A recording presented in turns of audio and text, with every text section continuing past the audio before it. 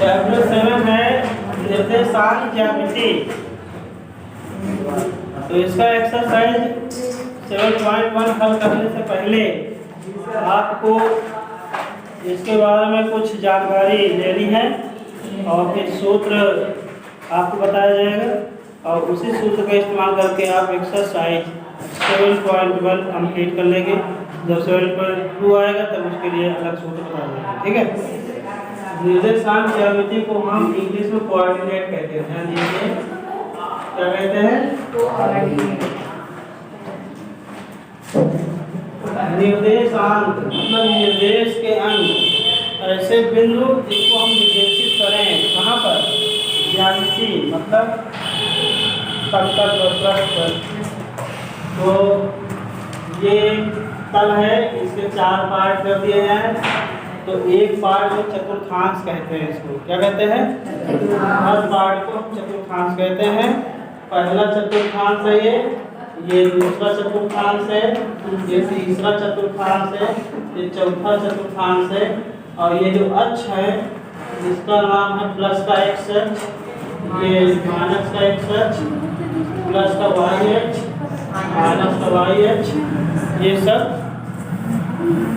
अक्षांश होते हैं। ये जो पॉइंट होता है ये मूल बिंदु कहलाता है। और मूल बिंदु जिसको हम प्रिंसिपल पॉइंट भी कहते हैं। और इसका जो निर्देशांक होता है 0 0 का। ध्यान दीजिए, मूल बिंदु के निर्देशांक 0 0। कोई भी बिंदु के निर्देशांक लिखे हैं तो उसमें जैसे मान लो लिखा है कोई बिंदु है 3 5 निर्देशांक हैं उसके। तो ये जो है भुज है और ये है कोटि। भुज अर्थात एक्स अक्ष और कोटि मतलब वाई अक्ष। तो इसमें चिन्ह जो होते हैं प्लस प्लस होता है एक्स वाई दोनों। ठीक है, एक्स वाई दोनों प्लस प्लस, इसमें माइनस प्लस, इसमें माइनस माइनस और इसमें प्लस माइनस, ये चिन्ह होते हैं। यदि कोई बिंदु बिंदु का निर्देशांक -2, 4 दिए है तो किस चतुर्थांश में स्थित है?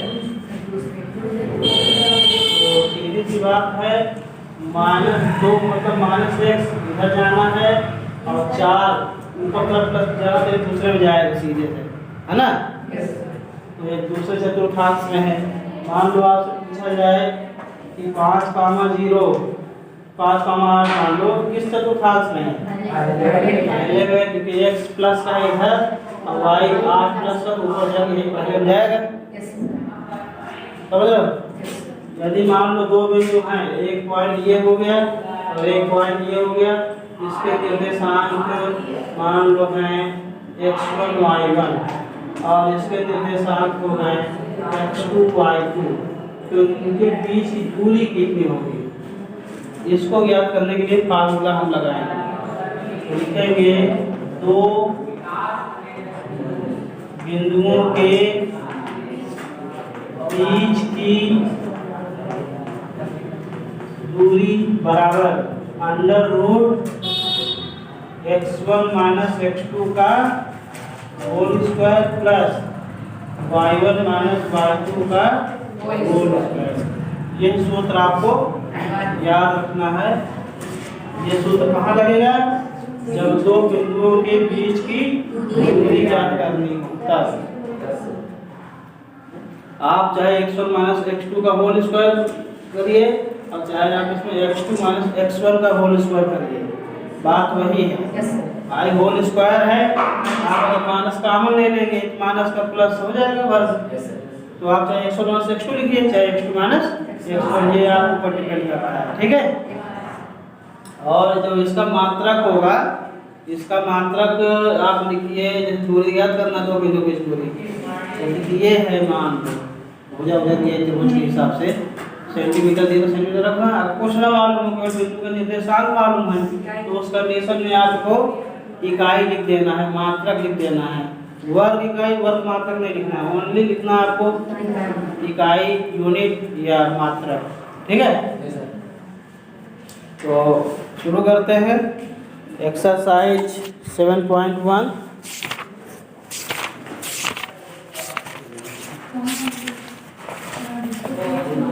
12.1 का पहला नंबर देखिए।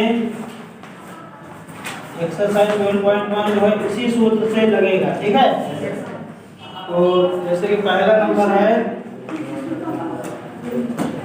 बिंदुओं के निम्नलिखित बिंदुओं के बीच की दूरियां ज्ञात करो। तो बिंदु मान लो मैं पहले नंबर बता रहा हूँ 2,3 और 4,1। तो x1 कितना है बोलिए? ये x1 y1 है और ये x2 y2 है, ठीक है। तो x1 कितना हो गया 2, y1 कितना हो गया 3, x2 कितना है 4, y2 कितना है 1। अब लिखना है सूत्र। सूत्र क्या है? दो बिंदुओं के बीच की दूरी बराबर under root x1 minus x2 का whole square plus y1 minus y2 का होल स्क्वायर। मान रखा जाए तो x1 मान कितना है बोलिए? x1 का मान 2 और x2 का मान 4। 2 माइनस 4 का whole square plus y1 minus y2 3 minus 1 का होल स्क्वायर। तो 2 में से 4 घटाइए कितना आएगा? -2 आएगा। -2 का होल स्क्वायर प्लस 3 में से 1 घटाइए कितना आएगा? 2 का स्क्वायर। -2 का स्क्वायर कितना होगा बोलिए? 4। भाई माइनस का प्लस हो जाएगा और 2 का वर्ग 4, तो 4 हो गया -2 का वर्ग और 2 का वर्ग 4। 4 जोड़ेंगे क्या आएगा? 8। अब 8 का हम गुणनखंड कर देंगे तो कितना आएगा? 2 गुणे 2 हुए 2, 2 दूनी 4 दूनी 8। इसका जोड़ा बनाएंगे तो 2 के जोड़ा बन गए 2, 1 2 बचा रह गया बिना जोड़ा का।